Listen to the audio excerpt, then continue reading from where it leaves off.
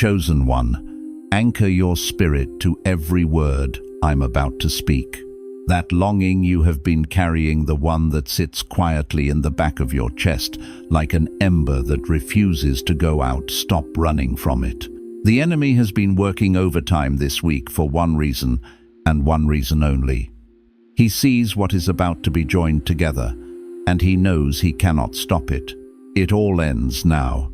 The isolation, the confusion, the silent questions you have been asking in the dark about whether this person is real, whether what you feel is real, whether you are even worthy of what you have been praying for. It ends here, not because of luck, not because of coincidence, but because of what you have already done. Think back to that moment this week when you almost settled, when you almost convinced yourself that what you had been believing for was too much to ask, too big, too holy to be for someone like you. You did not know it then, but that moment of almost was the moment heaven drew the line. You pulled back from the counterfeit, and in doing so, you activated the authentic. You did not ruin your love story, you protected it. You did not find this message by accident. The algorithm did not bring you here. God did. This is a divine appointment that was written before the foundations of the earth, before your name was given, before your face was formed. You are standing at the threshold of something that prophets have spoken about and kings have waited for. Stay until the very last word, because in the next few minutes, I am going to hand you the divine verdict that confirms the assignment on your union. I am going to reveal the exact lie the enemy has planted between you and this person to delay what heaven already decreed. And at the end, I am going to give you the declaration that seals this covenant and locks the enemy out of your love life forever. Do not leave. Your future self, the one standing beside the person God designed for you, is begging you to stay. If you walk away now, you walk away right before the door opens. I know what the last 72 hours have felt like. The atmosphere has not just been uncertain, it has been heavy. Like something is pressing down on every thought you have about this person, about your future, about whether you are too late. Maybe you have been lying awake at 3 inches the morning this week, staring at the ceiling, replaying a conversation, wondering if you said too much or not enough. Or maybe you have been going through your day in complete silence, doing everything right on the outside, but feeling a strange ache in your chest that you cannot explain to anyone around you. Or maybe you looked at this person, or thought of them, and felt something so deep and so specific that it frightened you, because you have never felt anything like it before, and you do not know what to do with it. You feel suspended, like you are standing in a corridor between who you have been and who you are about to become, and everything around you is quiet in a way that feels both holy and terrifying. And in that corridor, the enemy has been whispering a very specific lie. Listen to your thoughts right now. He is telling you that the reason this connection feels incomplete, delayed, complicated, is because of something you did. He is replaying that moment when you pulled away too fast. That moment when you were afraid and let it show. That moment when you chose yourself, and now you are wondering if that choice cost you the person God had for you. The accuser is telling you that you disqualified yourself, that the version of you who made those choices is not worthy of the love that heaven reserved for the chosen. But I need you to hear what the scripture actually says about this moment. Romans 8:28 says, "All things work together for good to those who love God, to those who are called according to his purpose." Listen to that promise. All things, not the easy things, not the beautiful things. All things.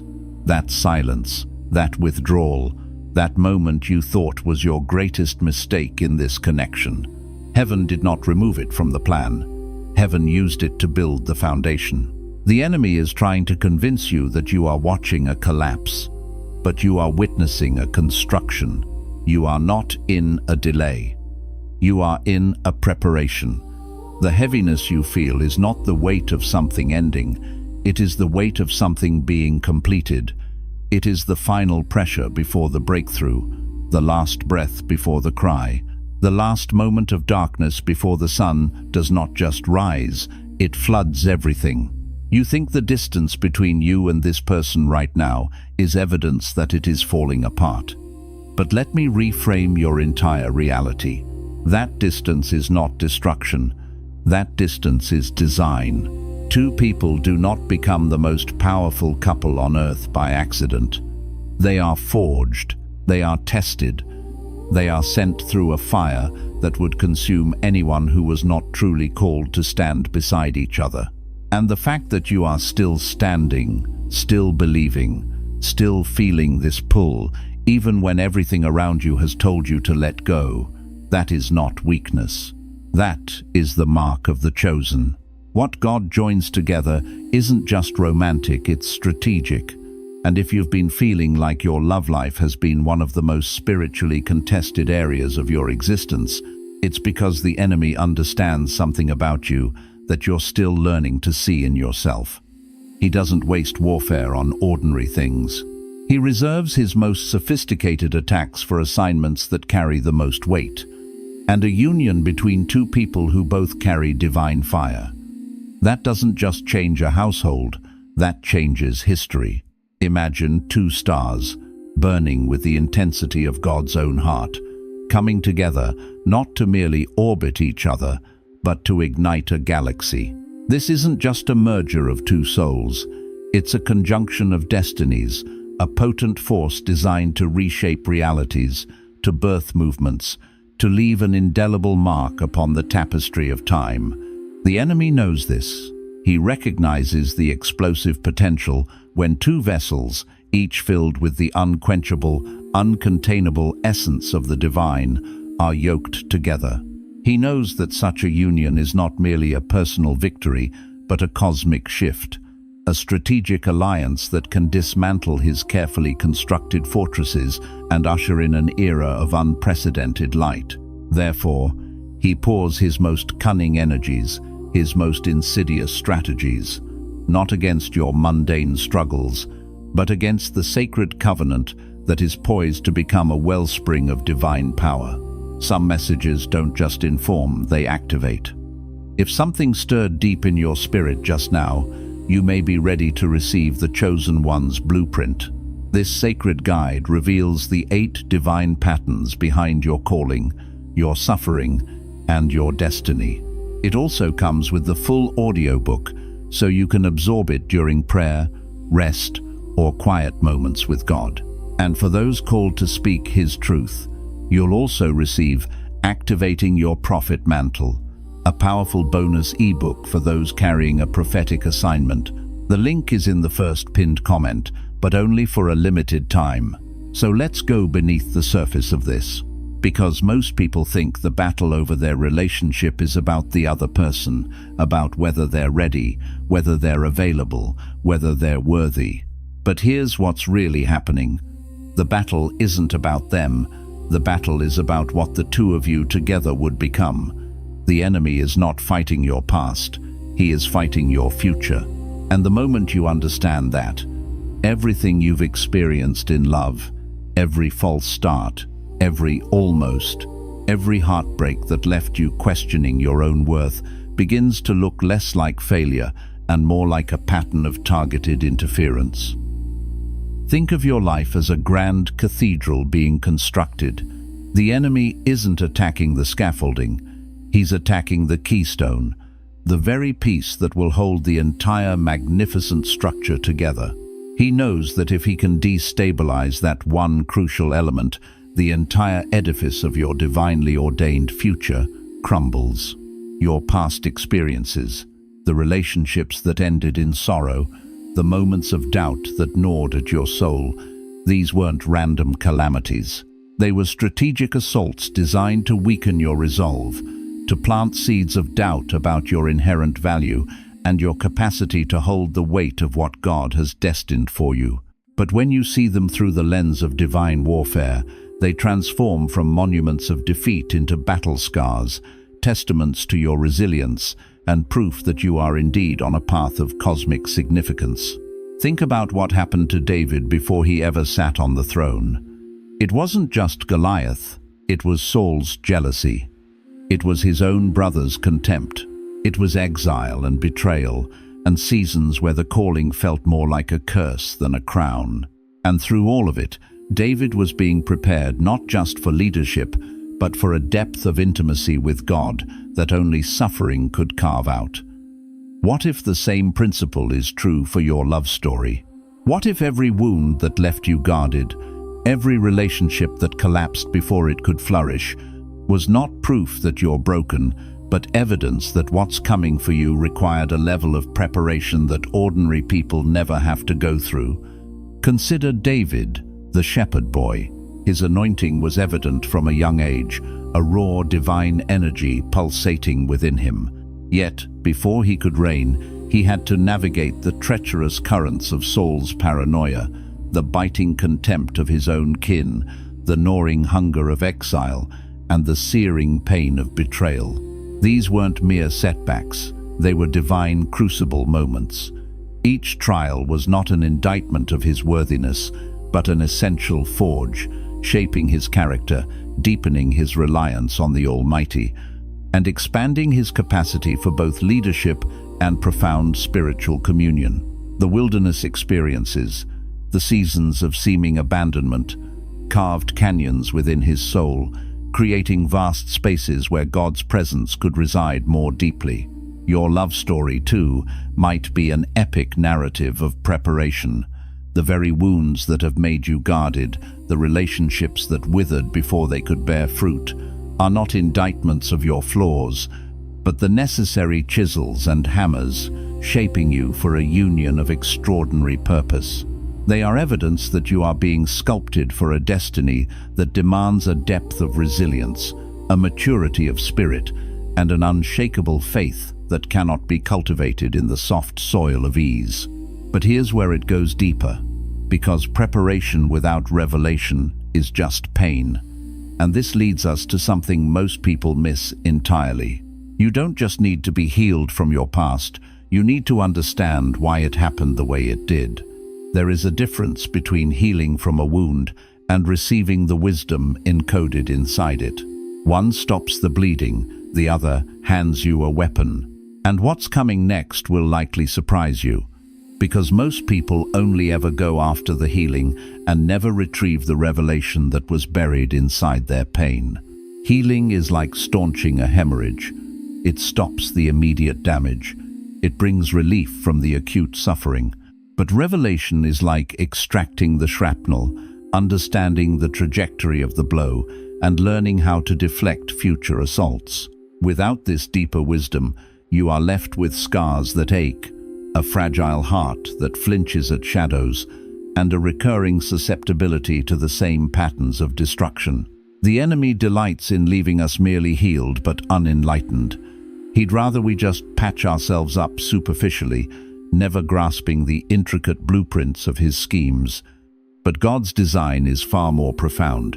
He intends for every painful experience to become a sacred text, a divine syllabus from which we can learn, grow, and arm ourselves with the insight necessary to navigate the complexities of our calling. The wisdom embedded within your past pain is not merely information, it is a spiritual arsenal, a strategic advantage for the battles yet to come. The person who is meant to stand beside you isn't just someone who loves you. They are someone who was forged in a process similar enough to yours that they can recognize you, not your performance, not your highlights, but the real you, the version that was hammered and refined in hidden places. And this is why the union the enemy fears most is not between two people who had perfect lives. It's between two people who both survived what should have broken them and came out walking in purpose anyway. Because that kind of couple doesn't just build a life, they build a legacy. They carry an anointing that is generational. What flows through them doesn't stop at their door. It pours into their children, their community, their calling, and every life they touch. Imagine two tempered steel swords, each forged in the intense heat of adversity, each sharpened on the whetstone of suffering, each bearing the unique markings of their trials. When these two swords are united, they form a bulwark, a force capable of cleaving through mountains of opposition.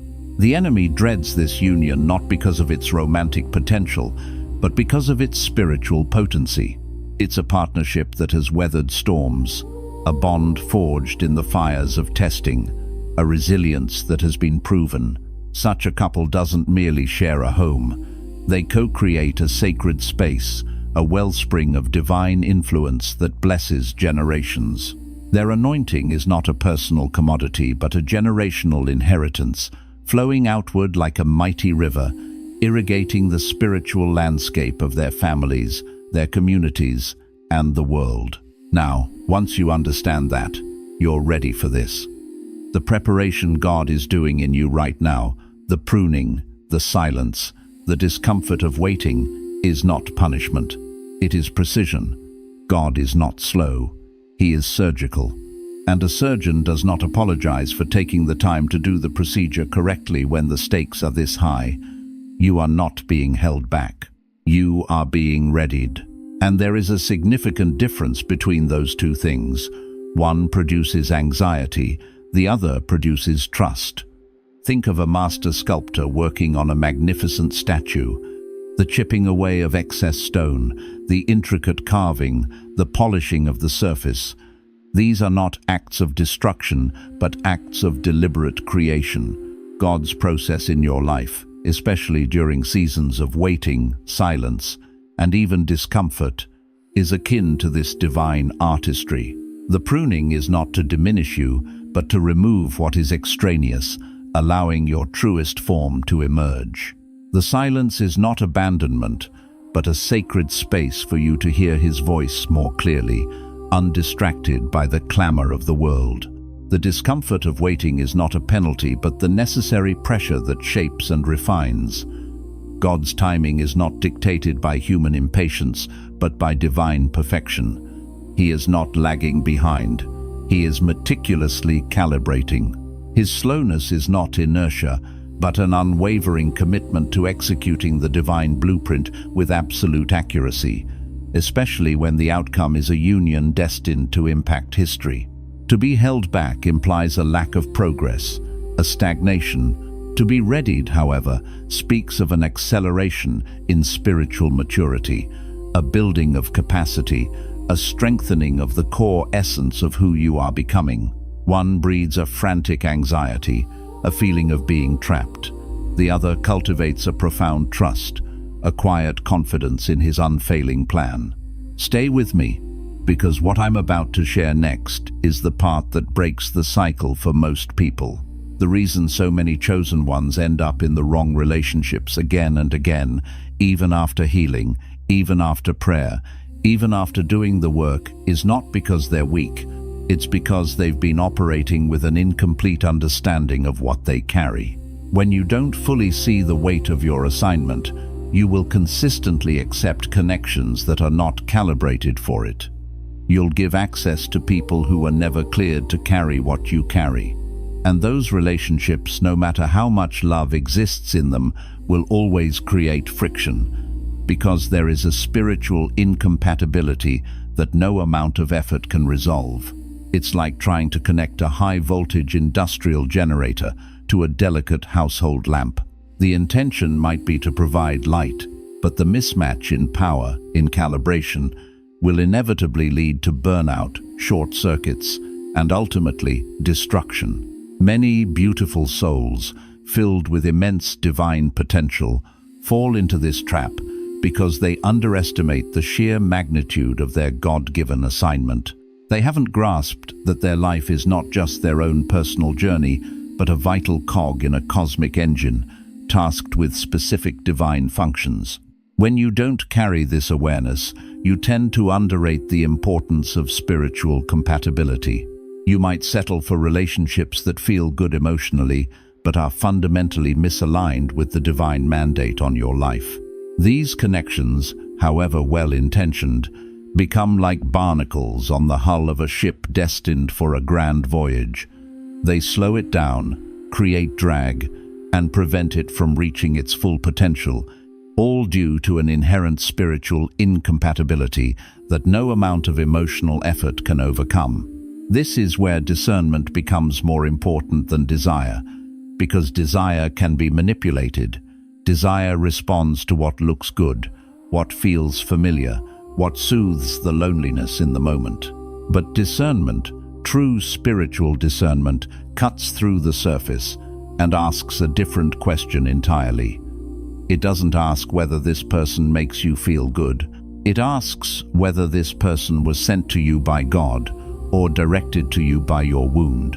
Desire is like a wilting flower, desperately seeking any water to survive, often accepting even poisoned liquid if it quenches the immediate thirst. It's reactive, often driven by the emptiness within. But discernment, on the other hand, is like a skilled gardener, understanding the soil, the seasons, and the specific needs of each plant. It's not about immediate gratification. It's about long-term flourishing and alignment with divine purpose. Desire might whisper, "He makes me feel so loved," or "She understands my pain." But discernment, guided by the Holy Spirit, will probe deeper, asking, "Is this love cultivating my destiny or distracting me from it? Is this understanding pointing me towards God's purpose or anchoring me in my past brokenness?" The crucial question is not about comfort or familiarity, but about divine origination. Was this connection orchestrated by the heavens for your advancement, or is it a phantom conjured by the lingering echoes of past hurts, a familiar pattern masquerading as promise? And this is the part no one wants to hear. Some of the relationships you've grieved the hardest were not God's best for you, they were the enemy's imitation of it. A counterfeit so close to the real thing that you nearly surrendered your destiny trying to make it work.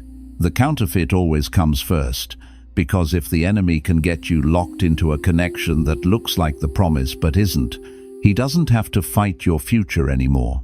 You'll build your life around a substitution and never even realize the original was still waiting. Imagine a master forger creating a replica of a priceless diamond. It gleams, it sparkles, it may even fool the untrained eye. For a time, it might even be cherished as the genuine article, but it lacks the intrinsic fire, the depth of brilliance, the unshakable value of the true gem. The enemy's counterfeits are often crafted with exquisite precision, designed to mirror the very desires God has placed in your heart. They promise love, security, companionship, all the elements we deeply crave, but they are hollow at their core, offering a temporary solace that ultimately distracts from the enduring, life-transforming reality of God's true provision.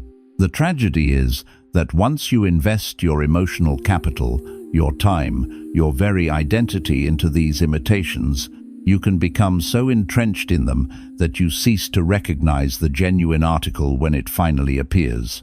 You've spent so long watering a plastic plant that you forget what a real flower looks like. But here's the divine tension hiding inside that truth.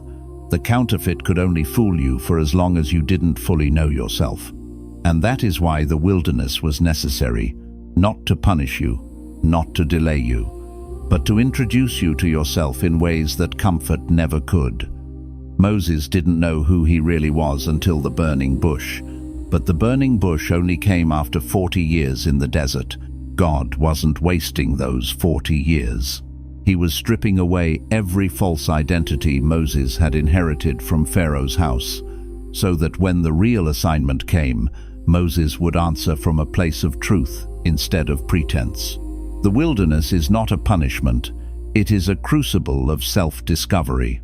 In the stark landscape of isolation, stripped of familiar comforts and societal definitions, we are forced to confront the core of our being. It is there, in the absence of external validation, that we begin to hear the whispers of our true identity, the one imprinted by the Creator himself.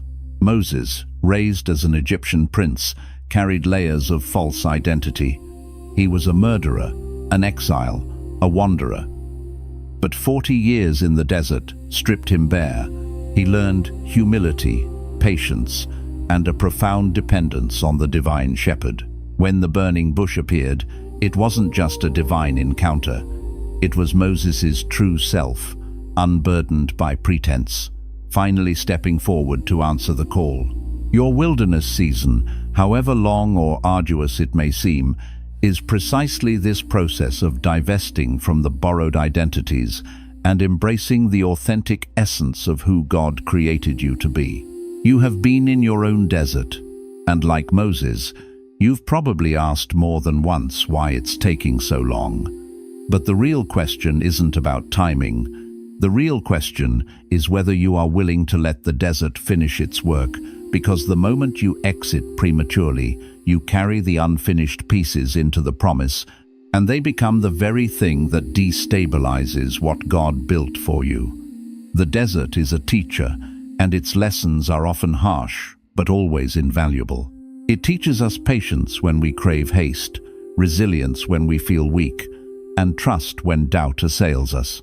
To rush out of this sacred space, to flee the refining fire before its work is complete, is to bring the baggage of our unfinished growth into the promised land. Imagine a builder hastily constructing a foundation without allowing the concrete to cure properly. The moment weight is applied, the entire structure is compromised. Similarly, if we emerge from our spiritual deserts before they have fully prepared us, we risk bringing our unhealed patterns, our unresolved issues, and our incomplete identities into the very blessings God has orchestrated. These unfinished pieces can then become the silent saboteurs of our destiny, undermining the stability and beauty of the life God intends for us.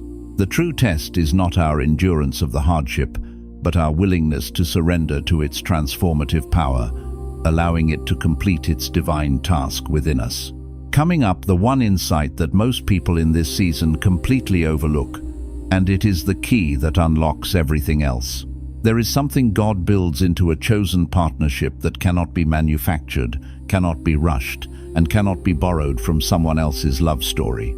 It is a shared language of the Spirit, a resonance so specific that when you encounter the right person, something in you will recognize something in them that has nothing to do with attraction and everything to do with alignment. And that alignment will not feel like fireworks. It will feel like rest, like exhaling for the first time in years, like coming home to a place you've never been but have always known. This is the sign most people overlook, because they've been taught to look for intensity. They've mistaken chaos for chemistry and anxiety for passion. But what God is about to bring into your life will not destabilize you. It will not keep you guessing. It will not leave you constantly proving your worth. It will steady you. It will see you. It will call you higher without making you feel small. True spiritual alignment is not a volcanic eruption. It is the deep, silent flow of a mighty river. It's the recognition of a kindred spirit, not based on superficial attraction or fleeting passion, but on a profound resonance at the soul level. It's the feeling of stepping into a space where your spirit can finally uncoil, where the constant tension of striving and performing dissolves, replaced by a profound sense of peace and belonging. This is the exhale you've been holding for years, the breath you didn't realize you were missing. It's not the dizzying height of a roller coaster, but the quiet strength of a mountain. It is the profound sense of being truly seen, not for your accomplishments or your facade, but for the deepest, most authentic essence of who you are. This connection doesn't demand you prove your worth, it affirms it. It doesn't create chaos, it cultivates calm. It doesn't destabilize you, it grounds you. It calls you to a higher purpose, not by making you feel inadequate, but by revealing the divine potential already within you. And here is the part you probably didn't expect. The thing that has been blocking this union from arriving is not the enemy's attacks, as real as those have been. It's not your past, as painful as it was, and it's not the other person's unreadiness. The hidden root, the one thing that has quietly kept the door from opening, is that some part of you has not yet fully believed you deserve a love that doesn't cost you your peace.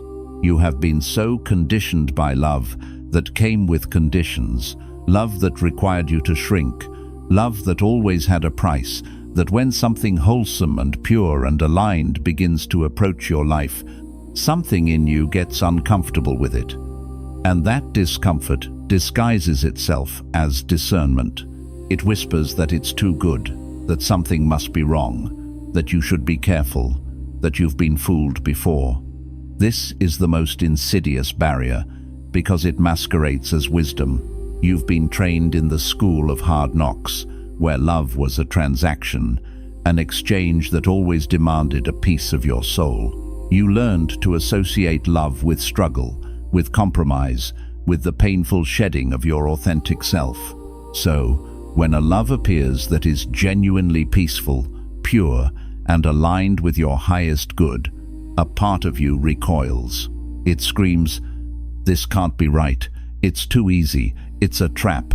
This internal discomfort, born from a lifetime of conditioning, twists itself into a sophisticated form of self-sabotage, parading as healthy caution. It whispers doubts, conjures phantom threats, and urges you to protect yourself from the very blessing you've been praying for, all because it doesn't fit the familiar, painful narrative you've internalized.